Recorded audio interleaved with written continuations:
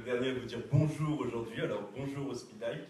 Bienvenue à cette table ronde conclusive sur, il n'y a plus le titre, l'échange médecin-patient à l'heure des réseaux sociaux.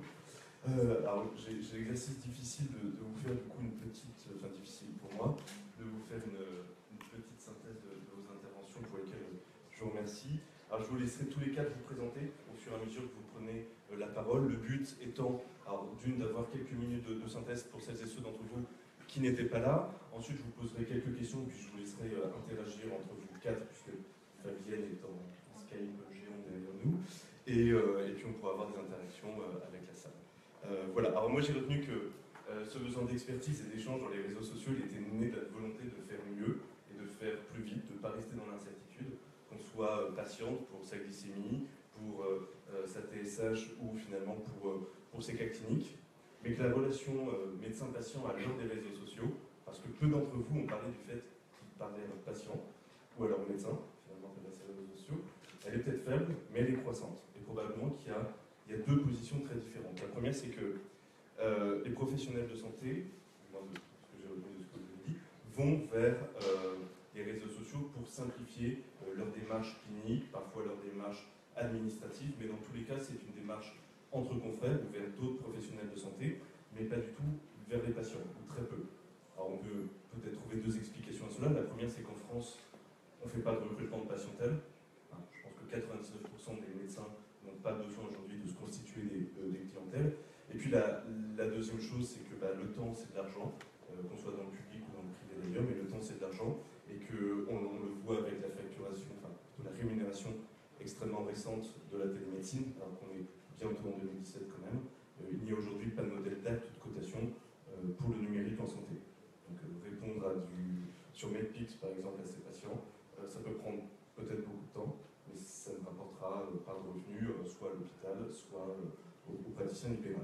Alors que chez les patients, on peut peut-être prendre une position moins manichéenne, et j'ai essayé, difficilement, de dessiner au moins 4 strates de ce que pourrait être l'évolution du numérique et de la place des réseaux sociaux et du digital chez le patient. Alors, le patient, on va dire 1, c'est le patient consultant, c'est d'ailleurs ce qu'il définit, et ce patient, il est mu par une volonté de ne plus être un objet de soin. Il a longtemps été victime du paternalisme, je pense qu'on en reparlera un tout petit peu tout à l'heure. On a parlé de pollution des patients dans le milieu médical, on a parlé de patients qui doivent... Ah oui, je suis désolé, je prends partie. On a parlé de patients qui devaient prendre leur traitement parce que de toute façon ils étaient là pour guérir. Or, notre pratique, parce que oui, je vous l'ai pas dit, je suis médecin aussi, est probablement un deuxième psychiatre sur scène, est probablement un petit peu plus complexe que ça. Et Muriel, tu évoquais... on va se tutoyer. On a passé l'après-midi tous ensemble et je vous propose qu'on se tutoie. Tu as parlé des PPCS sur Twitter, ces fameuses premières phrases de consultation, et qui sont en effet probablement pathognomoniques de ce patient qui veut plus être l'objet qui se balade entre des médecins. La deuxième strate, ça pourrait être le patient échangeant. Alors celui-là, on l'a vu apparaître à la fin des années 90, début 2000, c'est le patient, on va dire, Doctissimo. C'est celui qui, et vous le disiez bien, Fabienne et Muriel tout à l'heure, qui, même s'il récupère l'information, même s'il échange avec d'autres patients, est toujours obligé de négocier. C'est-à-dire qu'il a plus d'armes pour négocier, mais il est toujours dans une négociation, et je pense que l'objectif c'est d'être d'égal à égal, mais on n'y est probablement pas encore. La troisième strate, ça serait, c'est l'expertise patient. Ce sont des patients qui deviennent une ressource professionnelle. Vous parliez toutes les deux, par exemple, de l'enseignement que vous faisiez, on le cite à l'instant, Bobigny, des activités même de tri et de recommandations scientifiques. On en parlait alors en amont de cette table ronde ce midi, c'est-à-dire des professionnels qui viennent écrire à l'association directement en demandant quelles sont les dernières actualités scientifiques pertinentes, puisque vous faites de la veille. Et puis, à la fin, ce serait le patient acteur scientifique, donc on est passé du consultant à l'échangeant, au expert et maintenant au scientifique, alors qui lui va rompre cette asymétrie de l'information et de la position, qui a à sa disposition des outils pour s'auto-évaluer, qui pourrait être un consommateur, on peut en parler, et qui du coup va redessiner son environnement, de la même façon qu'on peut dire qu'on est peut-être tous en train de tuer petit à petit les taxis qu'on déteste tant parce qu'on a décidé d'aller voir ailleurs ou sur d'autres modèles de consommation.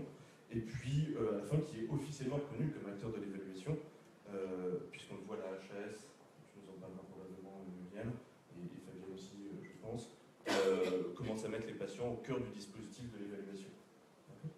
Donc voilà.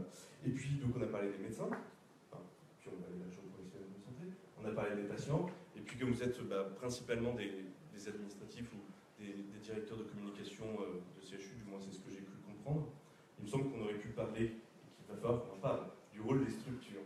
Et il y avait deux cas d'école qui me semblaient intéressants à aborder pour cette table ronde. Le premier, c'est le CHU de Rouen. Bon, je fais de la pub à mon ancienne maison. Le CHU de Rouen qui très régulièrement organisait des échanges avec les experts sur Facebook, si je ne dis pas de bêtises. Alors Rémi M est peut-être encore là. Non. Il est parti. Ah, voilà, je fais de la pub, il est parti. Et puis peut-être le rôle des sociétés savantes, puisque les groupes d'experts ont été évoqués, que ce soit aux HUG ou lorsque vous aussi vous avez vécu Muriel et Fabienne. Et par exemple l'AFU, qui anime très régulièrement aussi sur Facebook un fil d'actualité avec des experts autour de thématiques et qui discutent même avec des patients, parfois en voyage. Donc, voilà la synthèse que je vous propose de cet après-midi d'échange. Alors, je voulais commencer par une question, parce que c'est celle, comme je vous disais, à laquelle je n'ai pas eu de réponse. Vous répondez, alors Muriel, tu échanges avec des médecins sur Twitter ou sur Facebook, t'es médecin, et est-ce qu'ils te répondent? Alors, mon médecin généraliste, je me suis aperçue qu'il avait un compte Facebook. Et donc, je lui ai demandé si je pouvais être son ami sur Facebook. Et en fait, la demande était vraiment, j'ai senti que c'était complètement incongru. Donc, voilà, donc j'ai pas vraiment insisté. Il y a eu mon endocrinologue sur Facebook. Pardon, il y a eu mon endocrinologue sur Facebook, mais enfin, sur Twitter, mais on n'a pas vraiment échangé. Moi, j'échange déjà avec des professionnels de santé et des institutions qui veulent bien discuter avec moi sur Twitter. Donc, c'est pas tout le monde. Hein. Enfin, voilà, parce qu'il y a encore pas mal comment dire, enfin, je sais pas, de manque d'envie ou l'idée que, enfin, je lis quand même assez régulièrement que le patient expert, ça n'existe pas. Enfin, voilà, est-ce que quand on amène sa voiture chez le garagiste, est-ce qu'on peut se prévaloir d'une expertise sur sa voiture? Donc, quand le patient va chez le médecin, est-ce qu'il peut se prévaloir d'une expertise sur sa santé? Enfin, je l'ai lu ça. Hein. Enfin, voilà. Donc, du coup, maintenant, je ne discute pas avec tout le monde sur les réseaux sociaux, mais je discute quand même bien de plus en plus. Et les discussions sont à bâton rompu et de plus en plus, on prend l'expertise des patients en compte. Hein, et il y a un vrai changement. Peut-être que Fabienne, elle pourrait compléter. Oui, moi, c'est ce que j'ai évoqué tout à l'heure, j'ai sans doute mal expliqué. On a des diabétologues, des diététiciens qui peuvent intervenir sur notre forum de discussion à la demande pour échanger avec nous sur des sujets spécifiques. Et alors, vous échangez avec des patients à travers Twitter, Facebook ou d'autres réseaux? Moi, personnellement, je n'utilise pas les réseaux sociaux parce que j'en ai créé un pour moi, mais destiné au corps médical. Mathieu Gerberg va dire la même chose. Voilà. Mais effectivement, en tout cas, dans ma pratique hospitalière, en tout cas, rien n'est fait pour pouvoir échanger. Et c'est vrai que dans la médecine d'urgence, on n'a pas de rapport de proximité avec le patient, hein, comme en libéral ou en consultation, donc ça reste un peu particulier. Sauf si la structure dans laquelle j'appartiens, justement, ouvre une page Facebook ou s'ouvre aux réseaux sociaux, effectivement, je serais ravie de pouvoir intervenir, mais en tout cas, à l'heure actuelle, je n'interagis pas avec des patients. Alors moi c'est pareil, en tout cas mon compte Facebook, ça reste un compte personnel où je poste des choses qui appartiennent à moi et à mes amis. Par contre, justement, nous, ce qu'on a fait, c'est pour ça que je ne suis pas très d'accord avec le résumé que tu as fait tout au début. Notre but, à nous, dans notre projet, c'est d'intégrer les patients et les proches dans la création, justement, de cette communauté, de ce blog qui va permettre aux gens d'avoir des informations intéressantes. Et on utilise par contre la communication grâce à la page Facebook de notre service. Là, par contre, on a des échanges, surtout comme je disais avant dans la présentation, plutôt grâce à la messagerie, simplement de Facebook. On remarque aussi que notre patientèle n'a pas une facilité de témoigner de façon non anonyme. Et d'un coup, Facebook compliqué à ce niveau-là. Voilà, c'est peut-être les freins qu'on trouve quand on traite aussi les patients psychiatriques. En fait, donc je suis Muriel Londres, parce qu'on ne s'est pas vraiment présenté en fait. Enfin, voilà, je suis e-patiente, j'ai été très longtemps active dans une communauté de patients qui s'appelle Vivre sans thyroïde. Je vis avec la maladie d'Hashimoto. Et en fait, j'étais technicienne vidéo à la télé et j'ai complètement changé d'orientation professionnelle. Je suis devenue coordinatrice d'un collectif d'associations de patients malades chroniques qui s'appelle Un patient chronique et associé. Donc voilà. Et je suis enseignante à la faculté de médecine de Bobigny. Bon, j'ai fait un seul cours, hein, c'est 4 cours par an. Mais bon, ça a le mérite d'exister et c'est sous la houlette d'une recherche par le LEPS. Voilà, donc est-ce que le fait d'avoir des patients enseignants, qu'est-ce que ça change auprès des professionnels, qu'est-ce que ça change dans la formation, dans leur ressenti? Et je suis aussi membre de la commission information des patients à la Haute Autorité de Santé. Donc voilà, c'est juste la présentation. Et juste pour rebondir, en fait, au-delà de l'interaction entre le patient et le professionnel de santé sur les réseaux sociaux, nous, avec Vivre sans thyroïde, on avait fait une étude sur les attentes des patients. Et enfin, je suis désolée pour ceux qui étaient là, je me répète un peu. On leur a demandé s'ils étaient satisfaits de leur prise en charge. Il y avait eu plus de 1000 répondants.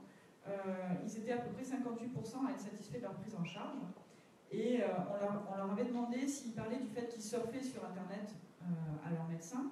Donc déjà, si mes souvenirs sont bons, ils n'étaient même pas une majorité à oser leur en parler. Et il y en avait seulement 5% qui étaient encouragés par leur médecin à surfer sur Internet. Seulement 5%. Et ces gens-là étaient satisfaits à 90% de leur prise en charge par rapport aux 58%. Voilà. Donc, je pense qu'on en est loin quand même encore. Cette étude, c'était il y a 2 ans. Voilà. Donc on en est encore loin déjà. Quand vous évoquez, ne serait-ce que sur les réseaux sociaux, j'avais une fois cette discussion avec des soignants. Enfin voilà, moi j'ai été une aidante et j'avais le numéro de téléphone du médecin généraliste de ma mère, j'avais son portable, je lui avais demandé, ça avait fait l'objet d'une négociation, je l'ai rarement utilisé, j'ai dû l'utiliser, mais je l'ai rarement utilisé. Et quand on voit sur les réseaux sociaux, quand on pose la question de but en blanc à des soignants, est-ce que vous donnez votre numéro de téléphone portable à vos patients? Alors là, non, non. Enfin voilà, donc il y a quand même un changement à faire à ce niveau. Et nous, pourquoi du coup? La peur d'être harcelé Bah oui, enfin, je ne saurais pas dire, après je ne suis pas une soignante moi-même, mais je ne sais pas, enfin, il y a toujours l'idée que le patient abuse. Enfin, je sais pas. Enfin, franchement, c'est peut-être ça. Moi, je ne comprends pas pourquoi, si on explique le cadre. Enfin, je veux dire, c'est infantilisant si on explique le cadre à quelqu'un. Enfin, je veux dire, moi, je donne mon numéro à plein de gens. Enfin, voilà. Si on leur dit, enfin, si ça devient trop fréquent, on peut expliquer à la personne en disant, bah non, enfin là, c'est pas possible. Vous pouvez pas m'appeler le dimanche à 22h pour ça. Vous devrez attendre le lundi. Ou alors, pour moi, c'est pas une urgence.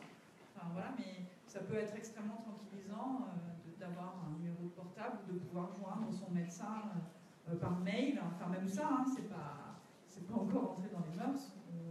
Mais après, on comprend, comme tu le disais, ça ne fait pas l'objet de... Enfin, voilà, il y a une tarification à l'acte, donc ça ne fait pas l'objet d'un acte, donc ça n'est pas rémunéré, ce n'est pas obligatoire. C'est un acte, c'est une consultation téléphonique. Oui, mais non. Non, c'est pas rémunéré. Pas ici. Non. Et puis, on pourrait parler, ça a été évoqué aussi tout à l'heure pour ceux qui étaient là, finalement, de ce patient un peu Dieu, c'est-à-dire qui saurait, et puis les études sont longues, et puis c'est compliqué, et puis il ne faudrait pas décourager les gens, etc. La question qui peut se poser derrière, c'est finalement, moi je ne me vois pas trop forcément derrière un écran en train d'expliquer à un patient que j'ai oublié, je ne sais pas, le 10e effet secondaire du Theralite, et que je suis en train de le rechercher sur Google comme lui. Mais les mêmes médecins, et on en rigolait tout à l'heure, qui vont à la FNAC, alors il n'y a même plus de vendeurs du labo FNAC, mais qui vont expliquer aux gens qu'ils n'ont pas besoin de conseils pour leurs réflexes, parce qu'ils ont lu 10 blogs avant sur comment choisir son appareil photoréflexe, mais qui ne vont pas comprendre que les mêmes patients qui ont lu 10 articles et 10 sites sur Hashimoto vont leur dire bah non, pourquoi est-ce qu'on ne fait pas ça? Non mais attends, je suis médecin. Donc je ne dis pas que les médecins sont des vendeurs FNAC, mais je pense qu'il y a un réel risque opérationnel, comme on dit dans les startups, là-dessus. Du coup, la question qu'on peut se poser, puisque on a la chance d'avoir en face de nous des gens qui sont au sein de CHU, on se rencontre régulièrement au cours d'événements. on a la chance de pouvoir prendre la parole. On a des centaines de milliers de confrères qui ne se dépassent pas dans ce type de congrès. Qu'est-ce qu'il faudrait faire pour que finalement ces bonnes pratiques et cette expertise patient, ou cette future expertise patient, simplement même les gens qui se posent des questions, puissent rencontrer les professionnels de santé, et encore une fois, pas que les médecins, probablement les infirmières, les sages-femmes, les pharmaciens, les kinés, etc. Et qu'est-ce que concrètement, c'est bientôt Noël, votre liste au Père Noël pour favoriser la coopération patient-médecin. Alors, moi déjà, je reste un peu étonnée, même si je trouve que Terra Britannica est un site magnifique, que ce ne soit pas à l'intérieur du CHU d'Angers. C'est une question ouverte. Donc, parce que je pense qu'effectivement, ça pourrait déjà donner un élan pour motiver les professionnels déjà en place et qui puissent se libérer, même après le travail, en disant ben, là, je vais aller faire un tour et je vais aller me renseigner sur ce qui se passe justement aux Hospitaliques. Je pense que ça peut être pas mal d'être au cœur de leur métier et leur dire qu'effectivement on ne fait pas de différence, que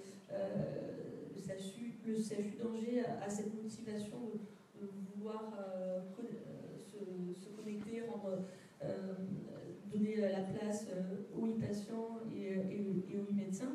Et je pense que voilà, c'est peut-être aussi un message fort de se dire que on donne l'opportunité à l'ensemble des professionnels actifs aujourd'hui qui n'ont pas pu aussi venir de pouvoir s'y intéresser,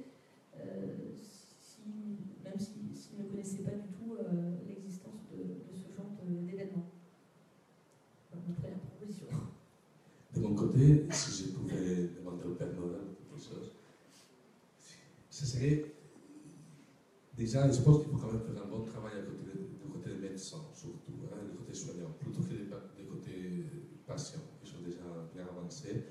Moi, je serais plutôt dans une idée qu'il ne faudrait pas que nous, les médecins, les soignants, voyons cette histoire que les patients viennent mettre le nez dans des histoires que jusqu'à là ils ne faisaient pas, arrêter de le voir comme quelque chose de dangereux, mais plutôt comme une chance, plutôt comme une ouverture vers une médecine d'éléments qui ne va pas tenir en compte que le côté médical, mais aussi le vécu de la personne avec cette maladie-là.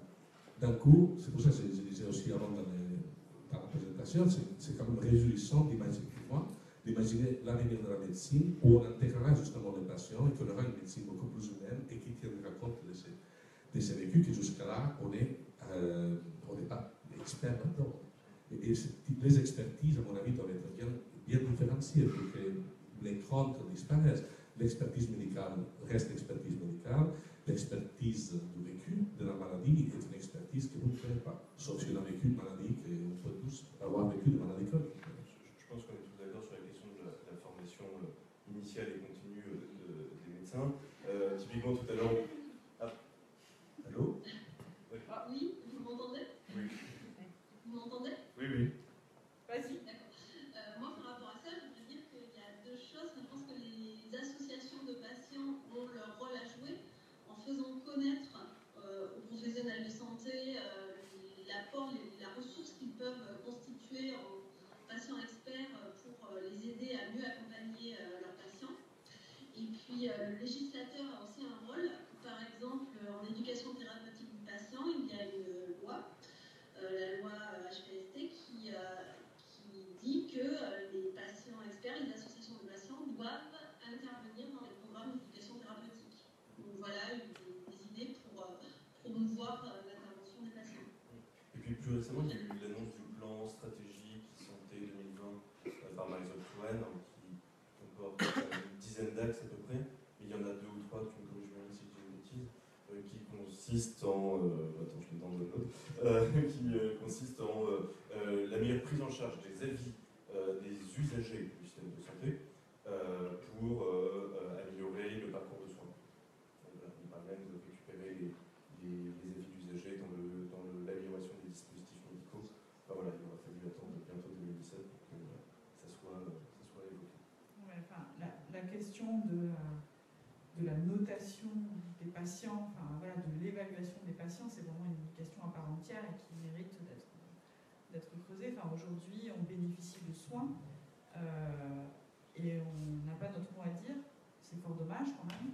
On a des systèmes de notation qui sont très bien, comme Scope Santé de la HAS, mais qui sont quand même difficilement exploitables par les patients lambda. Enfin, voilà, ils ont le mérite d'exister. Mais nous, ce qu'on en pense, en fait, voilà, et on ne demande pas à dire que le repas était mauvais et qu'on n'aimait pas tellement le papier peint. Voilà, enfin, c'est bien aussi d'être bien accueilli dans un lieu et d'avoir une restauration correcte, mais aussi, je pense que les patients, lambda, quoi, ont des choses à dire sur les soins qu'ils ont reçus, et qu'il y a des critères qui sont quand même des critères objectifs. Il y a des critères subjectifs, j'entends. Et je pense que ça, pour l'instant, c'est pas fait institutionnellement. Il existe des choses comme l'hospitalité qui peuvent donner, on peut donner son avis. On donne son avis aussi sur Google. C'est anonyme, l'hospitalité? C'est anonyme, l'hospitalité? Oui, je crois que c'est anonyme. Après, je suis jamais allée sur hospitalité. Voilà, je peux pas être partout. Mais voilà, les gens donnent leur avis sur les GAFA. C'est dommage que qu'on va sur Google, Facebook.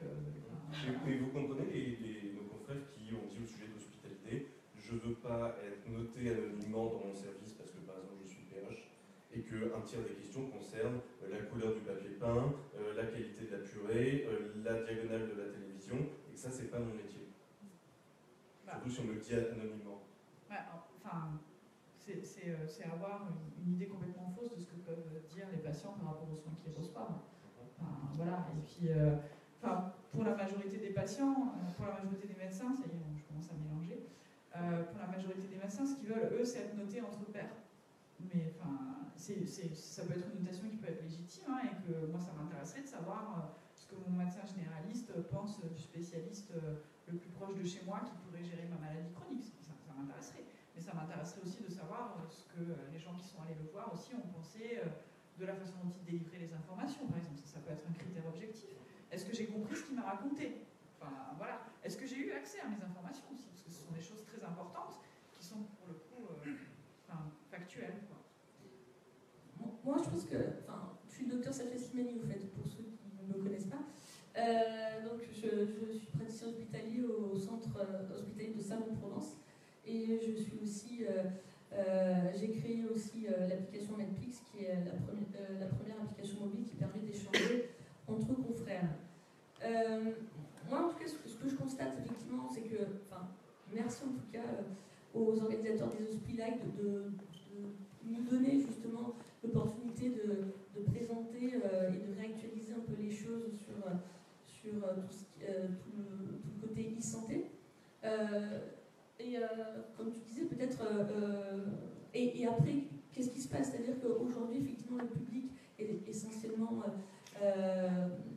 ce sont essentiellement des directeurs d'hôpitaux, des directeurs de communication, donc de structures de soins. Et je pense qu'effectivement, c'est un vrai enjeu de s'accaparer tous ces outils, puisque là, on se rend compte que les outils existent.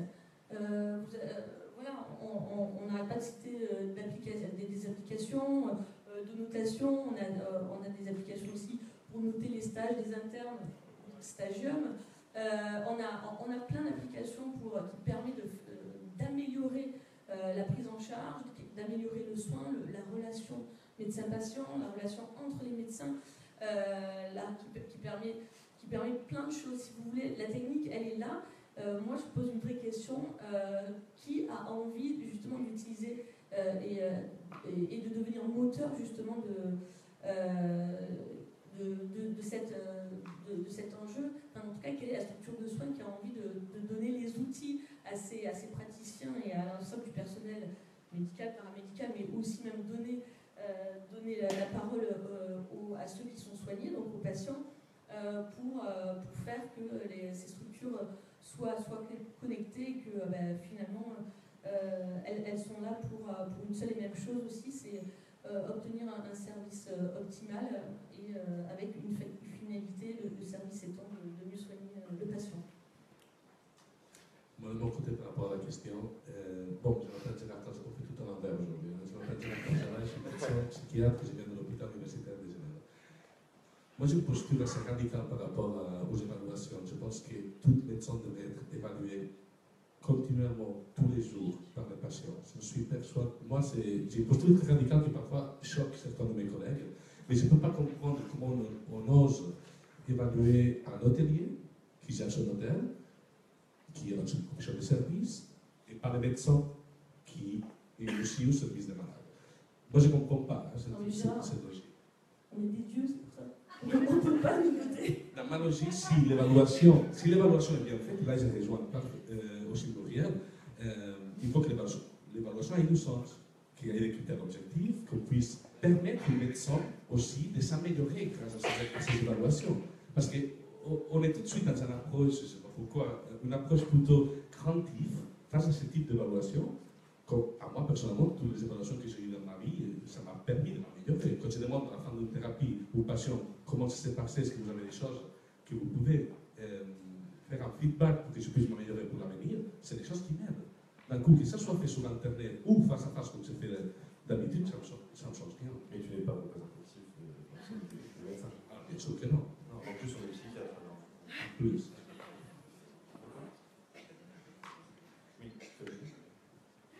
Moi, je me présente aussi à mon tour. Je suis Fabienne Ragachier et je représente l'Association française des femmes diabétiques, une association née à partir d'un forum de discussion sur Internet. Moi, par rapport à l'évaluation des médecins, je pense que là, les médecins pourraient dire jamais pour nous sans nous. C'est-à-dire que je ne pense pas qu'Internet ait le droit de faire des évaluations sans que les médecins le sachent. Je pense qu'il faut qu'ils soient également impliqués dans la construction de systèmes d'évaluation objectifs et utiles pour l'amélioration de la qualité des soins. Je suis d'accord avec Gérard. Une évaluation, c'est pas fait pour casser ou encenser. Voilà, une évaluation, c'est fait pour améliorer la vie des patients.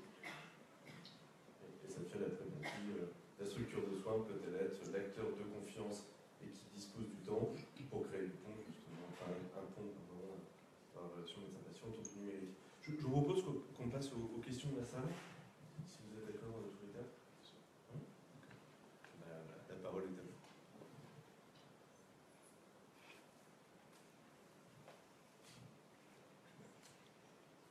Oui, on parle de patients experts qui va chercher des connaissances sur Internet, etc. On est bien clair qu'on est sur des connaissances, et moi je pourrais remettre au centre un peu le raisonnement clinique du médecin qui, lui, à son tour, est vraiment expert, et un patient avec autant de connaissances qu'il peut avoir, il ne sera jamais l'expertise, enfin pour moi, et pour certains médecins que je connais, du raisonnement clinique par rapport à sa situation, par rapport à ce qu'il vit, par rapport à l'impact que ça peut avoir sur sa santé en général, etc. Donc, je pense qu'il faut bien distinguer les choses. Et puis, par rapport à l'évaluation des médecins, juste une petite anecdote où je pense à deux médecins gériatres qui jugeaient d'une bonne image dans un service et un autre un peu moins. Et quand on regarde à la loupe, on s'était rendu compte que les familles aimaient bien ce médecin parce qu'il prescrivait un petit peu tout ce qu'elle demandait. Donc, par rapport à l'autre médecin qui, lui, avait un regard un petit peu, je prescris la bonne dose, je fais très attention de prescrire la biologie, les examens, de façon... Mais il était bizarrement un petit peu moins aimé. Même, par contre, il était peut-être plus proche du côté des bonnes recommandations, de bonnes pratiques. Bon, et je pense que pour le patient, c'est pas évident de faire un distinguo sur vraiment ce cœur de métier en fonction de... Voilà. Alors ma question, c'est existe-t-il des outils qui permettent aux patients d'évaluer le médecin selon des bonnes recommandations de bonnes pratiques à partir de standards où on enlèverait beaucoup de subjectivité? Alors,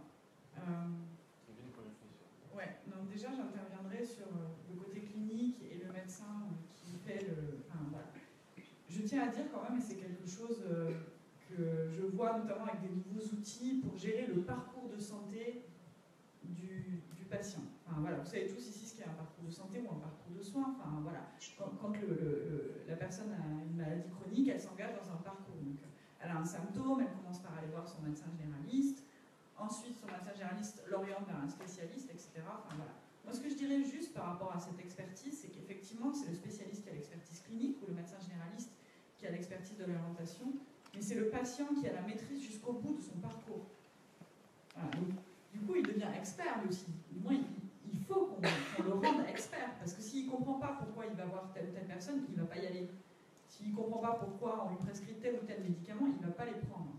Voilà, donc c'est en ce sens-là qu'il faut véritablement informer et créer des outils à destination des personnes pour leur donner le pouvoir. Enfin, voilà, et leur laisser le choix. Enfin, évidemment, si la personne ne veut pas connaître, mais la majorité des gens ont plus des difficultés à ne pas avoir accès à des informations plutôt qu'avoir trop d'informations. Enfin, c'est ce qui en ressort. Voilà. Ensuite, par rapport aux critères objectifs, franchement, je n'ai pas fait de revue de la littérature sur le sujet, je ne saurais pas dire, mais pour moi, comme le disait Fabienne, il y a des critères qui peuvent se construire avec des médecins. Enfin, je veux dire, on peut envisager de bâtir un système de notation. Enfin, puis c'est pas forcément nécessairement de la notation. Enfin, voilà. Mais typiquement, ce que je disais tout à l'heure, pour moi, il y a des critères objectifs qui sont le droit à l'information, la compréhension de cette information, enfin, le respect des horaires, ou du moins l'information sur le retard des horaires. Par exemple, c'est le temps de consultation, ça pourrait être aussi un critère. Le temps que le médecin a laissé parler le patient. Enfin, voilà. Puis il y a des critères quand même cliniques aussi objectifs. Hein. Enfin, je suis désolée, mais la mortalité, les accidents adverses, les maladies nosocomiales enfin, voilà. Les prescriptions, enfin, elles sont regardées les prescriptions. Hein. Enfin, voilà. Et après, effectivement, vous avez raison, le patient n'est pas forcément en capacité de juger de la bonne ou de la mauvaise prescription d'un médecin. Enfin, voilà. Il peut effectivement porter au médecin un désir de prescrire tel ou tel médicament et de se le voir prescrit. Mais objectivement là, je pense qu'on sera d'accord, vous et moi, pour moi, ça fait un mauvais médecin. Enfin, c'est pas parce qu'il répond au désir du patient que c'est un bon médecin. Hein. Enfin, j'ai jamais dit ça et puis personne ne dira jamais ça. Hein. Enfin, moi, ce que je cherche auprès de mes soignants et ce que je pense recherche la majorité des patients, c'est ça. C'est une décision médicale partagée. C'est pas le fait que le soignant réponde à mes souhaits. J'ai envie de dire, en fait, il faut arrêter de penser que le patient expert veut remplacer l'expérience du médecin. C'est-à-dire qu'effectivement, on a notre expertise, le patient expert n'a pas eu cette démarche, comme vous disiez, clinique. Il intervient en complémentarité et vraiment à nos côtés pour pouvoir améliorer sa prise en charge. Donc, il n'intervient pas de la même manière. Donc, il n'y a pas de combat en tout cas.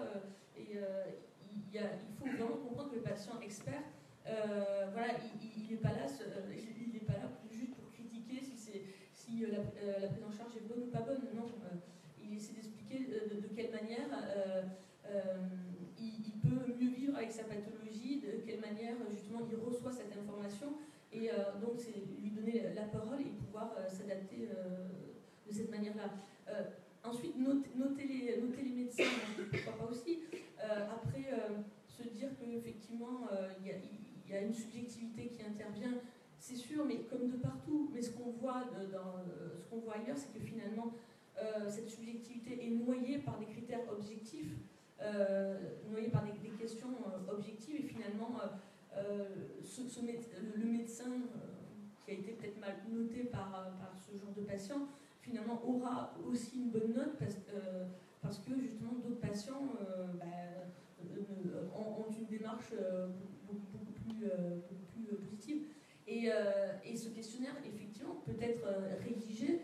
Je pense sincèrement que d'une part, il faut que, par exemple, à l'intérieur des structures de soins, ce soit les structures de soins qui s'accaparent ce questionnaire et qui soient co-construits, comme vient dire Muriel, avec les patients et les médecins pour se dire, bon ben voilà, là on a une idée précise, la plus objective possible pour noter un médecin. Et je pense que de notre côté, effectivement, au niveau de la communauté médicale, on aura moins cette sensation négative de se dire ah mais en fait on veut me critiquer, alors que effectivement la finalité de ce questionnaire c'est de s'améliorer. Oui, en complément de Patrick Pérou, je suis médecin d'urgence. J'avais suivi une formation d'apprentissage de la sécurité des patients, l'enseignement de la sécurité des patients auprès des étudiants. C'était fait au Québec. Une petite année, j'avais rencontré des patients experts qui venaient nous expliquer comment ils disaient, etc. Et j'ai eu la surprise d'apprendre que ces patients experts en fait avaient une formation qui était institutionnelle, qu'ils étaient ensuite dans un annuaire, et qu'un service, un hôpital, une structure pouvait faire appel à eux. Voilà, ils avaient une sorte de label en fait. Ils avaient acquis des outils d'évaluation. Ils avaient acquis un regard. Ils utilisaient des techniques que nous on peut utiliser en RLM par exemple, des choses comme ça. Et donc le discours était totalement différent. Deuxièmement, ils avaient un discours très adapté au monde médical. Voilà. Et dans une réflexion qui était beaucoup plus systémique. C'est-à-dire qu'on analysait un système et non pas un médecin, ou son médecin, ou voilà. Donc effectivement, tout à fait autre chose que ce qu'on peut avoir, et je ne sais pas, réfléchissez d'abord si vous en servez, quand vous choisissez un hôtel sur Internet, est-ce que vous regardez bien les évaluations que vous avez sur tous ces serveurs, comment vous faites, et généralement on ne s'en sert pas tellement, quoi, de tous ces avis qui sont donnés, c'est un peu lui-même, etc. Donc c'est pas aussi, enfin, je ne sais pas si l'évaluation comme ça sur le web, sur ce qu'on peut décider, sur ce qu'on peut être public, est en fait très pertinente. On apprend nous-mêmes pour d'autres secteurs que la médecine à les interpréter, à les barrer, à les classer. Et je ne crois pas que ce soit très différent. Alors ma question, parce que là c'est pour ça c'est moi, est-ce qu'en France on prévoit des formations pour nos patients experts? Alors pour juste sur votre témoignage, déjà, si le patient fait partie d'une communauté de patients, il y a de bonnes chances qu'il trouve le médecin, un médecin recommandé. Enfin, voilà, parce que entre pairs, voilà, c'est important de soigner, donc du coup on en parle. Et quand la communauté dispose d'adresses, on peut disposer d'adresses régionales, où on peut échanger avec un patient qui a la même maladie chronique que soi et qui est dans le même coin, et puis on peut discuter. Voilà, c'est en off, par exemple sur Dysentery, on n'a pas le droit de citer des noms de médecins. Enfin, je veux dire, on est éthique dans les communautés, on ne va pas dire ah celui-là il m'a vraiment. Enfin, on n'a pas le droit, mais par contre, on peut échanger des messages privés, on peut en discuter, et on peut. Enfin, il y a des associations qui donnent des listes de soignants. Enfin, voilà, donc c'est des choses qui se font.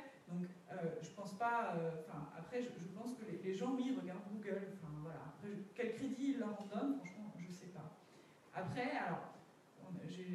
La formation des patients experts, oui, il en existe. Il y a des DU, il y a même des masters d'éducation thérapeutique. Enfin, le master d'éducation thérapeutique donc à l'UPMC permet aux patients, donc là c'est un cursus où il y a des professionnels de santé et des patients qui sont mélangés pour bâtir des programmes d'éducation thérapeutique. Il y a un DU de patients experts. Il y a, je veux dire, vous le savez très bien, parce qu'il y a des représentants d'usagers dans vos hôpitaux, donc il y a des formations pour les représentants d'usagers. Voilà, il existe tout un pool de formation. Moi, j'ai été formée à l'écoute pour animer des réunions entre patients. On a nos propres outils qu'on a co-construits. On est formateurs, nous aussi, puisque, voilà. Mais la formation n'est pas un prérequis pour une reconnaissance de l'expertise. Moi, c'est ce que je trouve quand même assez important. Justement, on vit dans un monde et dans une société où on met vraiment la balle sur le diplôme, et justement, nous, on est un peu disruptif là-dedans.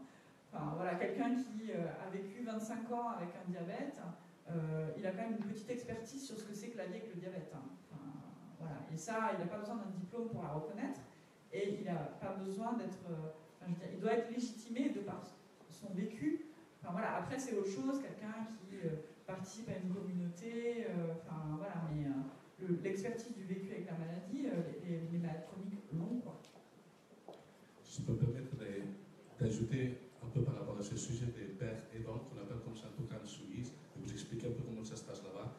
Il y a une formation qui a lieu, des pères aidants, pour devenir père aidant. C'est pas une formation hyper compliquée, je pense que c'est quelques après-midi, tous les 2 semaines, pendant 3-4 mois, parce que l'idée, ce n'est pas forcément d'apprendre sur contenu spécifique sur des connaissances, ajouter des connaissances par rapport à leur expérience de vie, mais plutôt du travail d'équipe avec une équipe de soignants, comment ça va se passer quand vous allez rentrer dans une équipe. Parce que l'idée, c'est qu'après, on engage le père aidant qui travaille dans les équipes.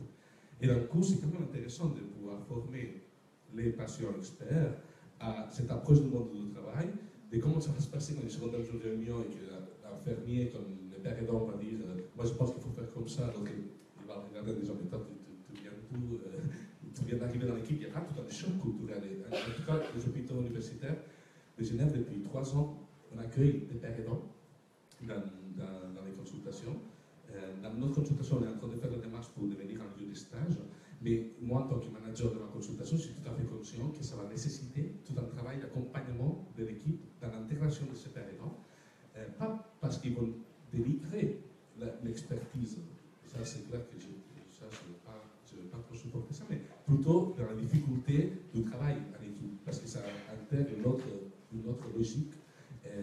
Mais après coup, il est considéré un membre de plus de l'équipe avec un pourcentage, un salaire qui est payé par les hôpitaux universitaires de Genève. Et c'est vers là qu'on tend. En tout cas, en psychiatrie, c'est vraiment très utilisé. Je vais émigrer en Suisse.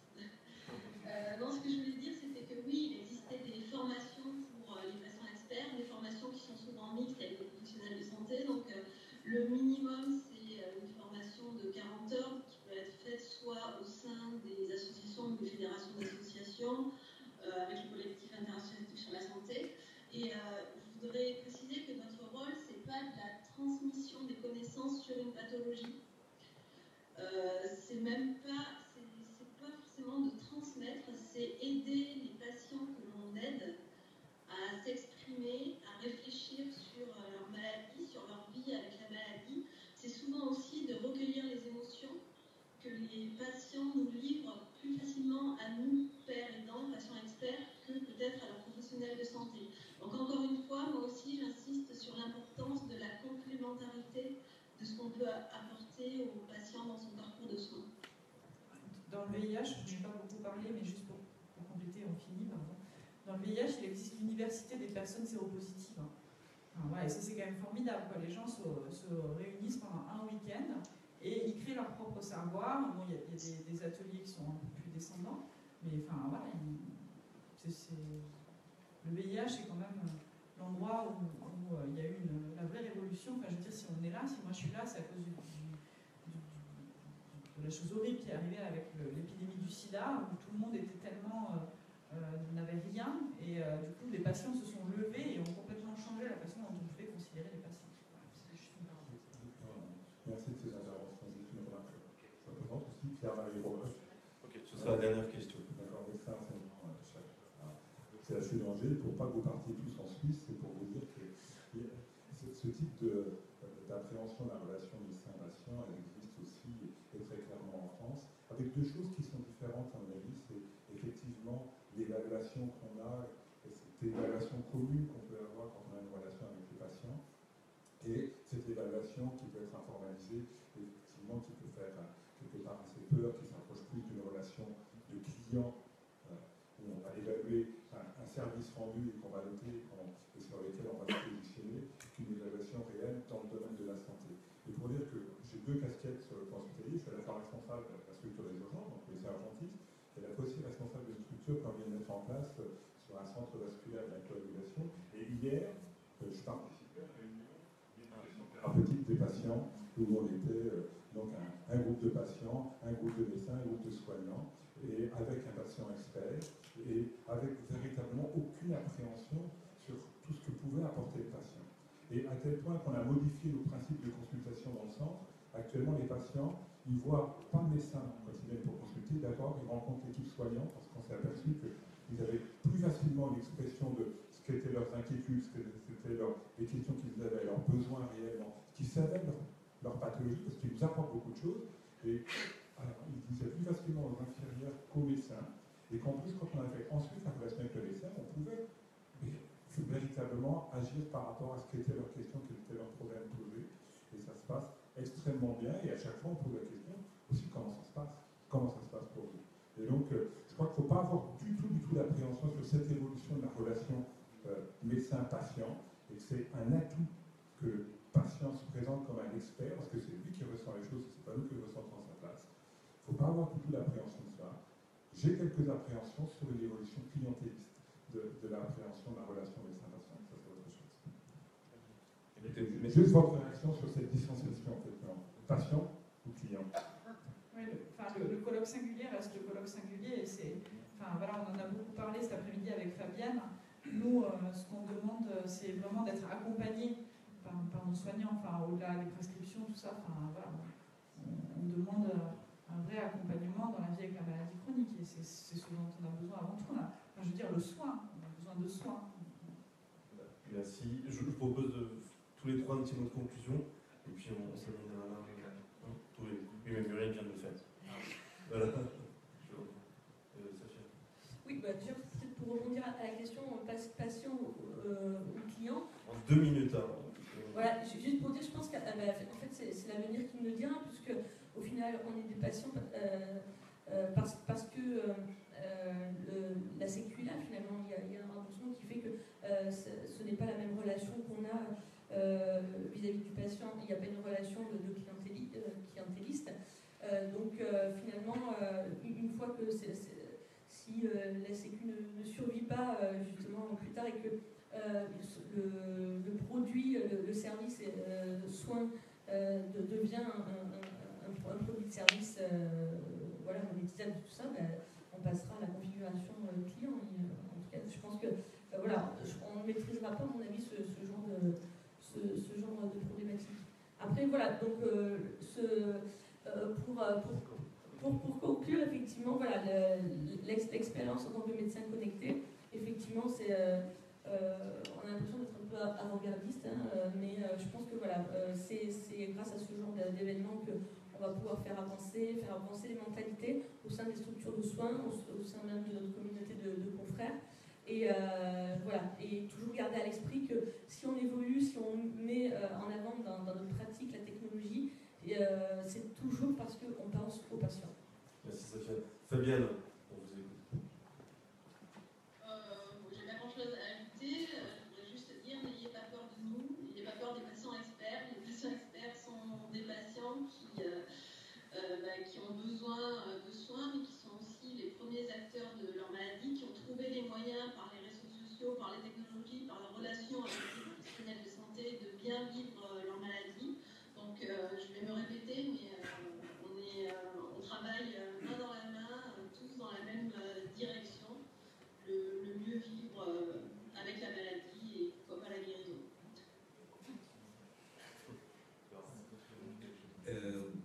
Pour conclure, d'abord remercier les organisateurs et l'accueil qu'on a reçu, c'est simplement magnifique. Par rapport à la question client-patient, pour moi, c'est clairement client, il n'y a pas de doute là-dedans pour moi. Ce n'est pas même pas une question économique, mais c'est de vraiment mettre là la posture des services, d'encadrer comme les autres professions de services qui existent dans le monde. Pour moi, c'est plus dans cette logique-là. Le côté patient, moi, ça me rappelle trop le côté paternaliste. Le patient, il est dans son lit, il fait rien, il ne bouge pas, il reste patient et on s'en occupe. Et c'est ce côté-là qui me plaît un peu moins. Usager des soins, pourquoi pas, consultant, mais finalement, c'est des patients, et c'est des clients, ils payent. Parce qu'ils payent indirectement les impôts ici, en santé publique, comme en Espagne, mon pays, c'est pareil. En Suisse, évidemment, ils payent de l'assurance, mais même les gens qui n'ont pas d'argent, les services sociaux payent des assurances pour eux. D'un coup, finalement, oui, c'est une histoire d'assurance et d'argent, et c'est une histoire sur tous les services. Et les services qu'on apporte à nos patients, pour moi, c'est plus clair de communiquer en termes des clients. En tout cas, merci beaucoup pour... on a une vraie idée de sujet pour l'année prochaine, du coup. Voilà, merci à tous d'être venus et merci à toute l'équipe. Merci.